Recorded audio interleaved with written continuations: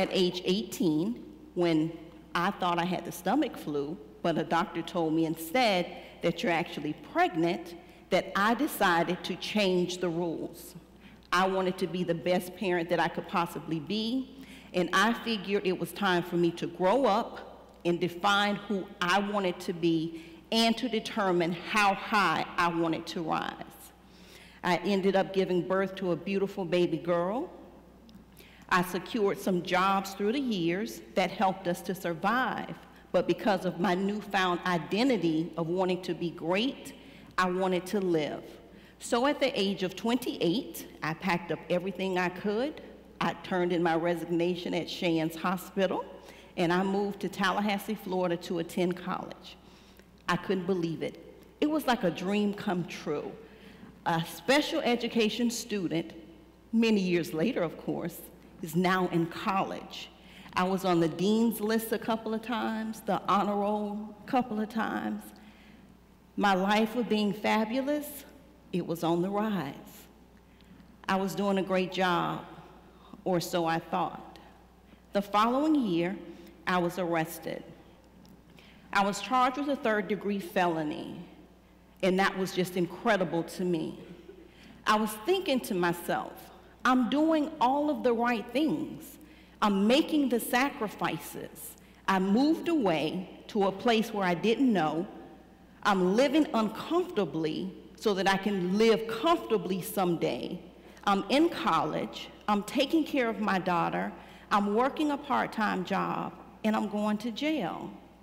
Well, as it turns out, the reason I was arrested was because while I was working the part-time job, I was also receiving food stamps and a monthly check from the Department of Children and Families. And because I did not report that additional income, I was charged with public assistance fraud. And I sat in the jail, and I thought about that. And the one thought that constantly went through my mind was this: how could the state possibly be okay with sending me child support checks in the amount of $2.13, but not be okay with my efforts to become self-sufficient one day? That really puzzled me. But what was more puzzling than that was the treatment I received by one of the correctional officers. When he saw me enter the doors of the jail, he said, "Yep, you young girls, you're always coming to jail. What did you do, steal something?" I was like, "No, sir, I don't think I'm supposed to be here now." He said, "Well, you know what? You'll see me again. You'll be back." And I'm thinking to myself, what the hell kind of motivation is that? Is that how you encourage us? What is that? So because that was my first time in jail, and he was a little larger, I only thought those things in my mind. But I did call him some pretty harsh names in my mind. But as I sat in the jail, puzzled, confused, and afraid, I thought, I'm not going to be angry about this. And I'm not going down without a fight, not on this watch. So I became empowered. I left the jail. I continued working towards my bachelor's degree. I started speaking publicly about my experience.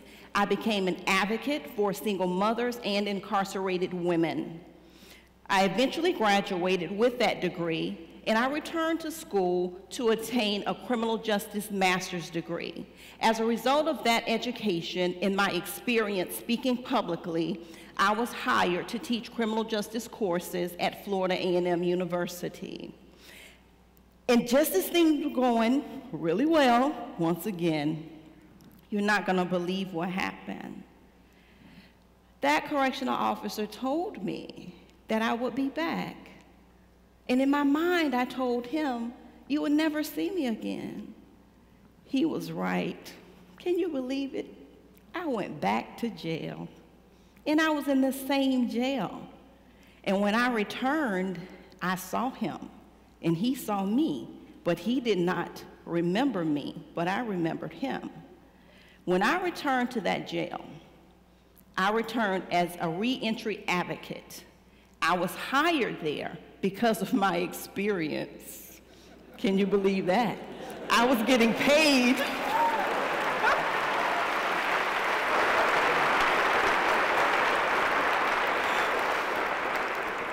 So going back to the jail as a reentry advocate, everybody was excited. They're like, oh, Monekka, welcome aboard. We're so glad to see you. I saw him. He goes, hi, I'm Officer. Welcome aboard, Monekka. Well, when I went to jail the first time, I looked a little different. Sort of like I didn't have any money. But when I stepped in there, this time, yes, exactly. That's right. This time, I had a job. I had enough money to buy the good makeup, MAC. Yes, that's right. Sure did. I had enough money this time to buy the good shoes. I didn't have to go to Payless, but I appreciate Payless. So I stepped in there with my MAC makeup, my afro was freshly trimmed, nice shoes from DSW, beautiful suit from Macy's, looked him right in his face and said, yes, I am Monekka, but to you, sir, I am Professor Munroe.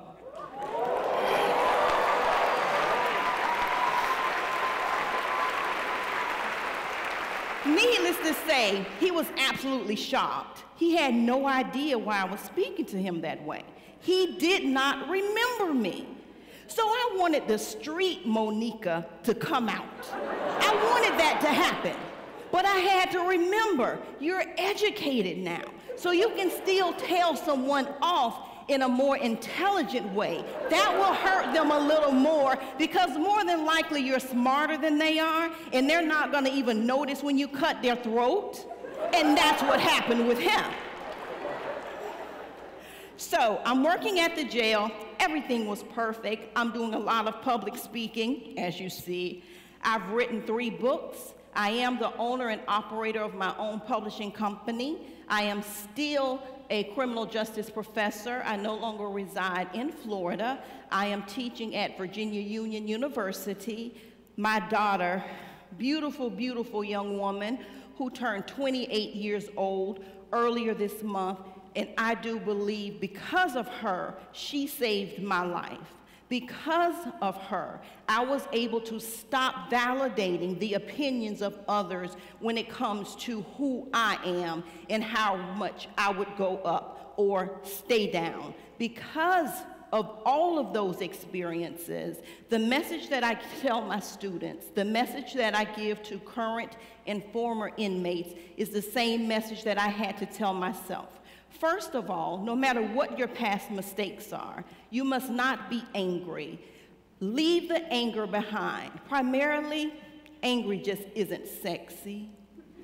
Second, you must tell yourself that no matter what someone else says about you or does to you, that you were born for greatness. I have a criminal record. Jobs are still telling me no, but you know what? That's their loss. Because I am Monekka Munroe.